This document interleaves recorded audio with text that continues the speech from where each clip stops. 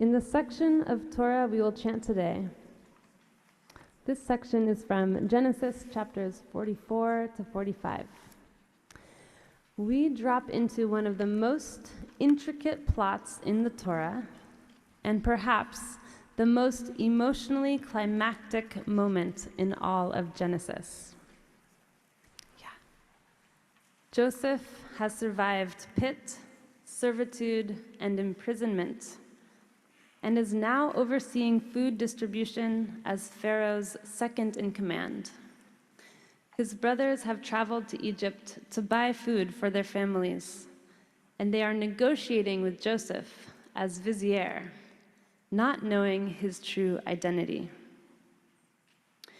Through a series of strategic maneuvers, Joseph has essentially trapped his brothers into an impossible choice: to acquire food and return home.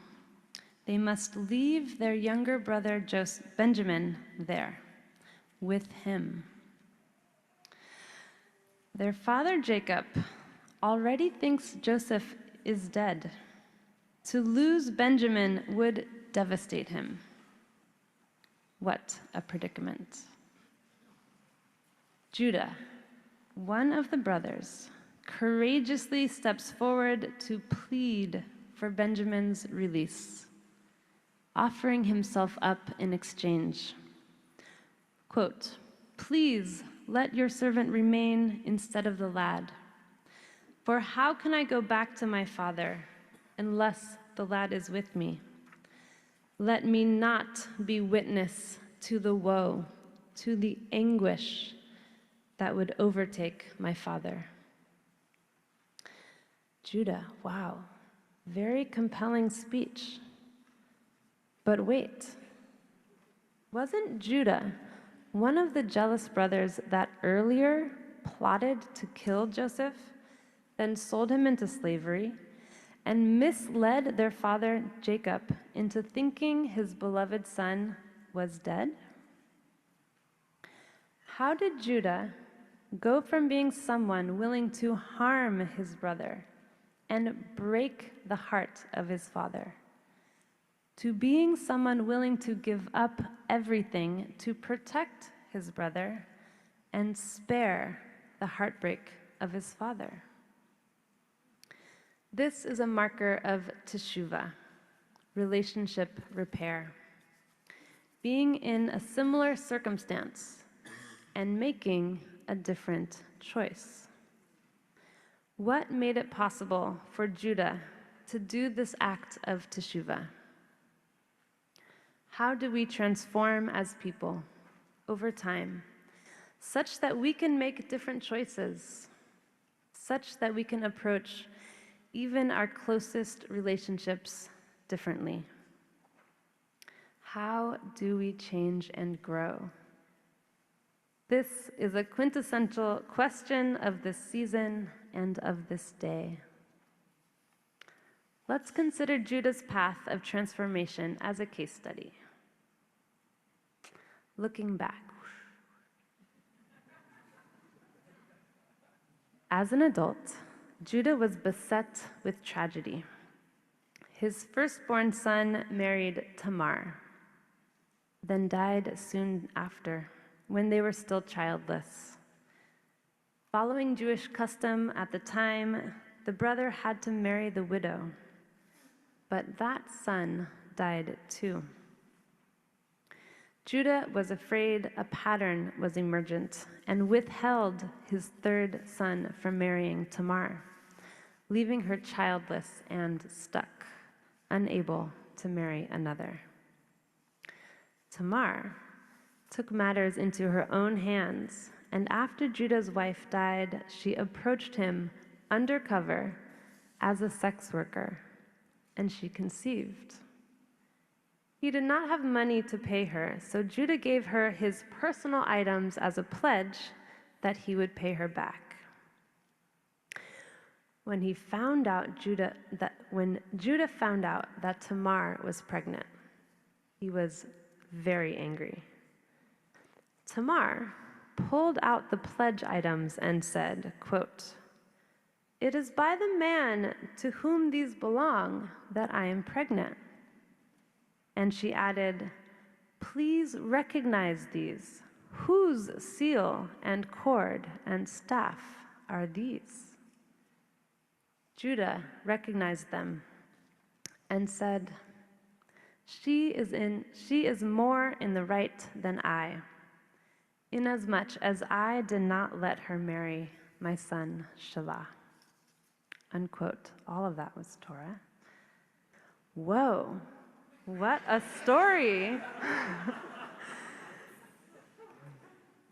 She is more in the right than I. When faced with evidence of his involvement, Judah admits his wrongdoing, risking humiliation. He acknowledges that Tamar has personal needs and rights in their society that he has responsibility for.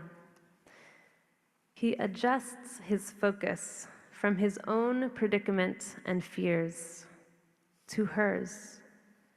And with this shift in consciousness, he is able to admit that he was ethically obliged to help her.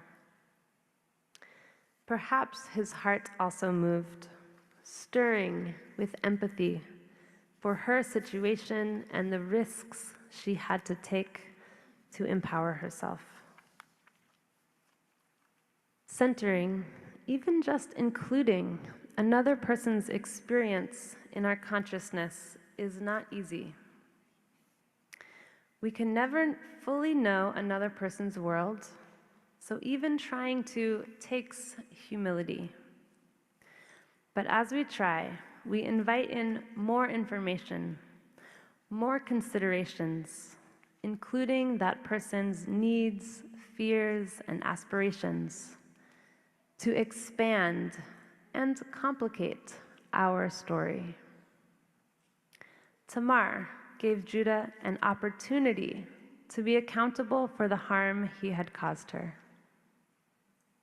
I imagine the psychic relief Judah might have felt with this gift of a chance to do some Teshuvah, to acknowledge and take responsibility for how he had done her wrong, and to realign himself with his integrity. Teshuvah is hard. It takes courage, and it can feel good. Contemporary Torah scholar Aviva Zornberg connects these two plots through language clues in the texts. Tamar tells Judah to please recognize his personal items, haker na. The language of recognize reminds Judah that when he had told Jacob his father to please recognize haker na, the coat, torn and bloody, of Joseph, when the brothers presented it to him. Judah accedes to Tamar's request, recognizing and claiming the items as his own. And in the shadow of his memory, he recognizes too his responsibility for the violence against Joseph and for the heartbreak of their father. I propose that Judah learned about Teshuvah from Tamar. Learned that it is possible. Learned how to consider, even center, someone else's needs. Learned that Teshuvah can be a gift.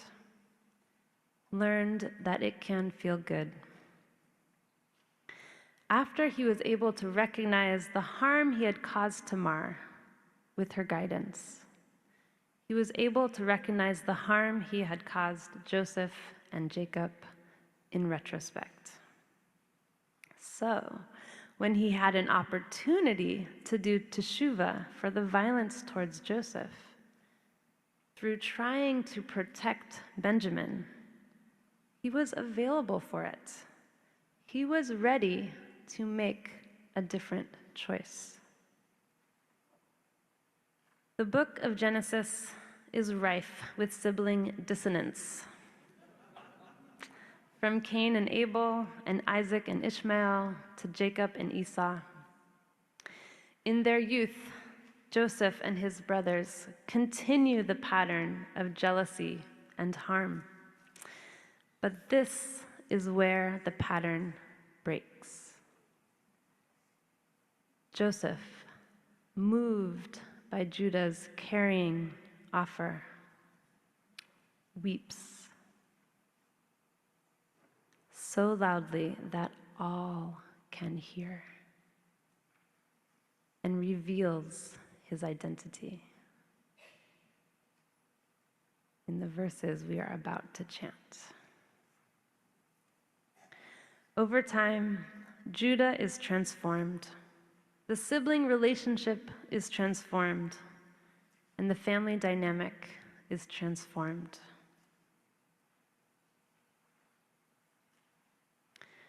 Our Torah verses will be chanted this morning by Maddox, Hinuhosa Kirschenbaum, by Edie Reba Murphy, Jeremy Simkin, and Natalie Boskin.